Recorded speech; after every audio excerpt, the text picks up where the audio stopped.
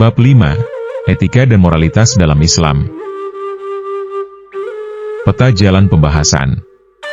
Dalam bab ini, kita akan menjelajahi fondasi dan cakupan etika serta moralitas dalam tradisi Islam.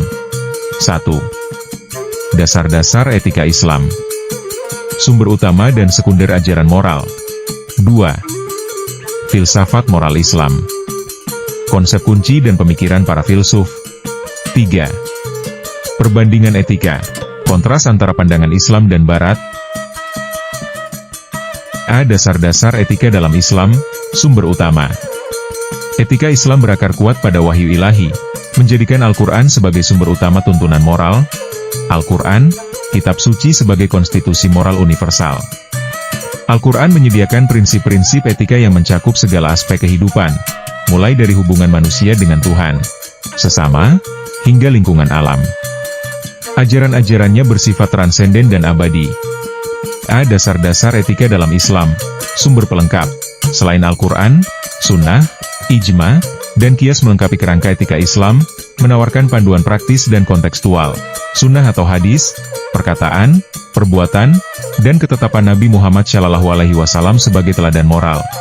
Ijma, atau konsensus ulama, kesepakatan para ulama dalam menetapkan hukum etika. Qiyas atau analogi, penetapan hukum etika berdasarkan perbandingan dengan kasus serupa. B. Filsafat moral dalam pemikiran Islam, konsep kunci. Filsafat moral Islam dibentuk oleh konsep-konsep fundamental yang menekankan keselarasan antara iman dan perbuatan baik. Tauhid, konsep keesaan Tuhan, fondasi utama moralitas. Akhlak, karakter dan perilaku yang mulia. An, keadilan sebagai nilai inti dalam setiap tindakan. Ihsan, berbuat kebaikan dengan kesadaran tertinggi. B. Filsafat moral dalam pemikiran Islam, tokoh dan pemikiran. Al-Ghazali, 1058-1111 Masehi. Imam Al-Ghazali, salah satu pemikir Muslim terbesar.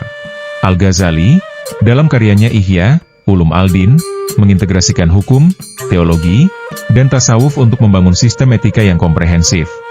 Kebahagiaan sejati terletak pada penyucian jiwa dan pencapaian kedekatan dengan ilahi. Ia menekankan pentingnya niat tulus dan perjuangan melawan hawa nafsu sebagai kunci pengembangan karakter moral. C. Perbandingan etika, filsafat Barat. Filsafat Barat menawarkan berbagai pendekatan etika yang seringkali berpusat pada akal budi atau konsekuensi tindakan. Deontologi, menekankan tugas dan kewajiban moral terlepas dari konsekuensinya. Miss Immanuel Kant, konsekuensialisme, menilai moralitas berdasarkan hasil atau konsekuensi tindakan. Miss Utilitarianisme, etika kebajikan, fokus pada pengembangan karakter dan kebajikan individu. Miss Aristoteles. C. Perbandingan etika, filsafat Islam. Etika Islam memiliki karakteristik unik yang membedakannya dari banyak kerangka etika Barat, terutama dalam sumber dan tujuannya. Wahyu sebagai pusat, prioritas pada petunjuk ilahi, bukan hanya akal. Holistik, komprehensif, mencakup dimensi spiritual, sosial, dan individu. Niat dan konsekuensi, menilai niat dan hasil tindakan secara bersamaan. C. Perbandingan utama, sumber dan tujuan. Meskipun ada titik temu, perbedaan mendasar terletak pada landasan dan orientasi akhir moralitas. 1. Filsafat Barat. Sumber, akal budi, pengalaman. Tujuan, kebahagiaan, duniawi, kesejahteraan sosial, fokus, individu, masyarakat. 2. Filsafat Islam. Sumber, wahyu ilahi, akal budi. Tujuan, falah atau kesejahteraan dunia dan akhirat. Fokus, individu, masyarakat, hubungan dengan Tuhan.